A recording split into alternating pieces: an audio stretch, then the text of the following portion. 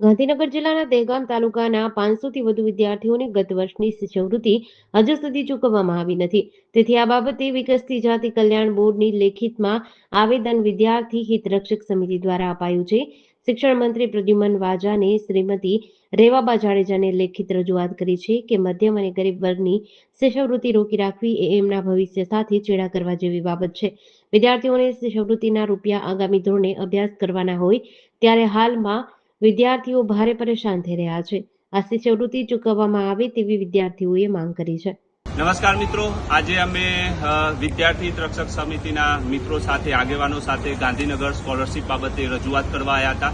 એટલે અંદાજિત ગયા વર્ષની સ્કોલરશીપ જે વિદ્યાર્થીઓના ખાતામાં અગાઉ 2-3 મહિના પહેલા જ પડી જવી જોઈતી હતી, એ સમય જ પડી જોઈતી હતી, પણ હજુ સુધી લગભગ 5-6 મહિના થઈ ગયા. આખું વર્ષ બદલાઈ ગયું, નવું એકેડેમી વર્ષ ચાલુ થઈ ગયું, છતાંય ગયા વર્ષની સ્કોલરશીપ નથી પડી. અને આખા તાલુકાની એટલે દહેગામના આખા તાલુકાને અંદાજિત મારા ખ્યાલ મુજબ 1000 કરતાં પણ વધુ વિદ્યાર્થીઓની જ્યારે સ્કોલરશીપ નથી આવી, ત્યારે અમે આજે અધિકારીને વિકસિત જાતિના કલ્યાણ બોર્ડે અને અલગ અલગ જે પણ વિભાગમાં જવાનું થતું હતું ત્યાં અમે સ્કોલરશીપ બાબતે રજૂઆત કરી છે.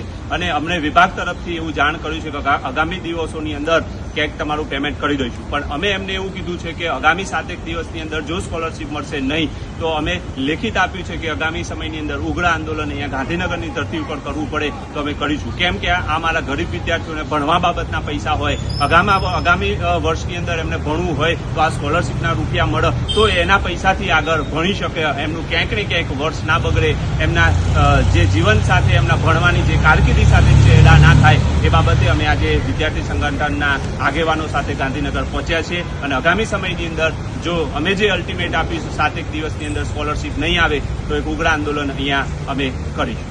જેડીસી ન્યૂઝ સાથે અગરસિંહ ચૌહાણ, હરસોલી.